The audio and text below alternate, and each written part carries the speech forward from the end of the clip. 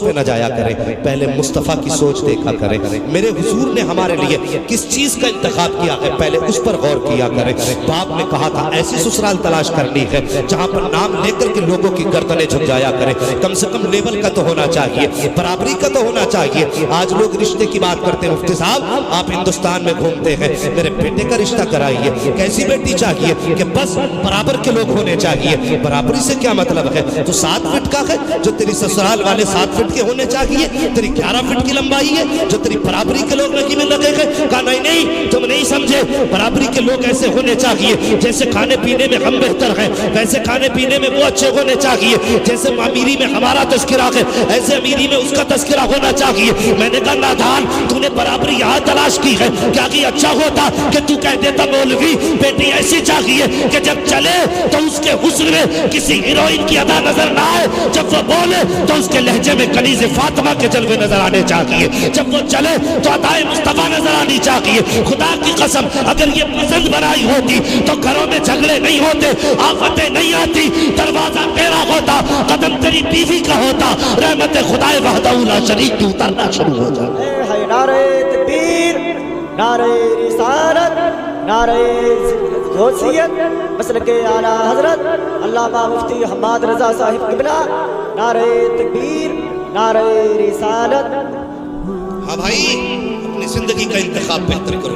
سب سے بڑی غلطی ہم یہ کرتے ہیں، مگر سوچو تو صحیح، ہم نے دولت کو دیکھا، شہرت کو دیکھا، رشتہ کرنے کے ٹائم بڑی عجیب چیز دیکھی جاتی ہے، لڑکی سے پہلے اس کا مکان دیکھا جاتا ہے، پہلے دیکھا جاتا ہے اس کے مکان میں اینٹ کتنی لگی ہے، اس کے مکان میں سامان کتنا لگا ہے، دیکھو تو صحیح محلے میں کتنی اونچائی کا مکان بنا ہے، پہلے ہم بلڈنگیں دیکھتے ہیں۔ اور خدا کی قسم یہ نظریے بدل دو، اپنے نظریے بدل دو۔ گھروں میں سکون چاہتے ہو تو سب سے پہلے یہ دیکھا کرو جس بچی کو گھر میں لا رہے ہیں وہ کنیز فاطمہ ہے کہ نہیں، اسے قرآن آتا ہے کہ نہیں، اسے دین آتا ہے کہ نہیں۔ میں نے کئی جگہ دیکھا کہ مولانا بچی کو ایم اے کرا رہا ہوں، بی اے کرا رہا ہوں، اس لیے کہ لوگ پوچھتے ہیں کیا پڑھا ہے، کتنا پاس کی ہے، کتنی ڈگریاں اس کے پاس ہیں۔ میں نے کہا ذرا ٹھنڈے دماغ سے سوچ، خدا کی قسم آج پوری دنیا کے اندر میں چیلنج کرنے جا رہا ہوں۔ تم نے اخبارات پڑھے ہوں گے، نیوز دیکھی ہوگی، ہیڈ لائنز دیکھی ہوں گی، ہماری مسلم بیٹیاں غیر مسلموں کے ساتھ جا رہی ہیں۔ مجھے ایک بیٹی ایسی بتا دو جو مدرسے کی پڑھنے والی ہو اور کسی غیر مسلم کے ساتھ گئی ہو،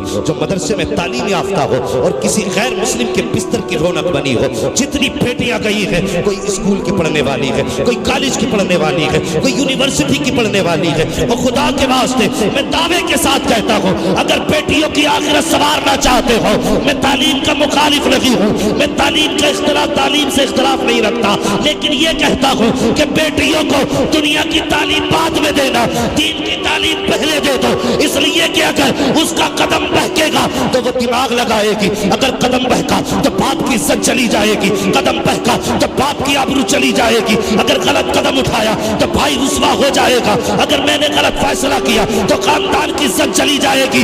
یہ کب ہوگا؟ یہ تب ہوگا جب بیٹی کو کنیز فاطمہ بنایا جائے گا، مصطفیٰ کی شہزادی کی تعلیم سے جوڑا جائے گا۔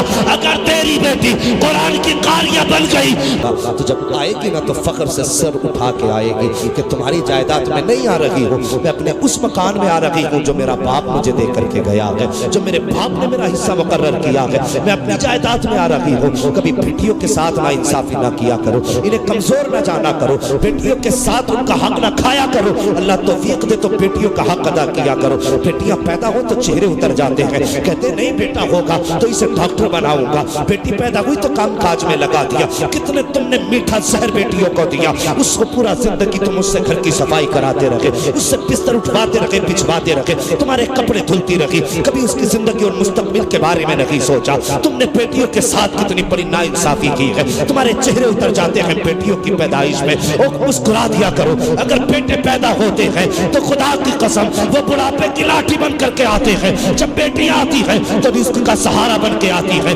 جنت کا ٹکٹ بن کے آتی ہے، آخرت کا پروانہ بن کے آتی ہے۔ بیٹیوں کو دیکھ کر के चेहरे न बिगाड़ा करो। बेटी कितनी बड़ी नेमत होती है, कभी तुमने सोचा की नहीं है। अल्लाह अकबर। जब मेरे हुजूर के आंगन में सैयदा तैयबा ताहिरा आबिदा साहिदा हजरत फातिमा ज़हरा तशरीफ लाई है, आपकी चच्ची मेरे हुजूर की चच्ची दौड़ करके आई, कहती या रसूल अल्लाह मेरी ख्वाहिश थी कि इस बार बेटा होता, मैं आपको बेटे की खुशखबरी देती, हुजूर आप मुझे इनाम से नवाजते। कहा क्या हुआ? कहा लेकिन क्या करूं, खुदा ने आपको छोटी बेटी अता फरमाई है।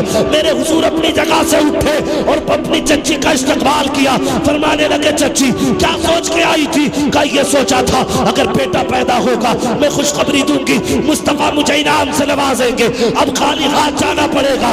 मेरे नबी ने फरमाया चच्ची खामोश हो जा, अरे बेटे वाले क्या देते हैं जो तुझे बेटी वाला देने वाला है? तूने मुझे फातिमा की खुशखबरी दी है, जा मैं तुझे जन्नत का परवाना अता कर रहा हूँ। जिंदाबाद। नारे तकबीर, नारे रिसालत, नारे गौसियत, मसलके आला हजरत, फैजाने आला हजरत अल्लामा मुफ्ती हम्माद रजा साहिब।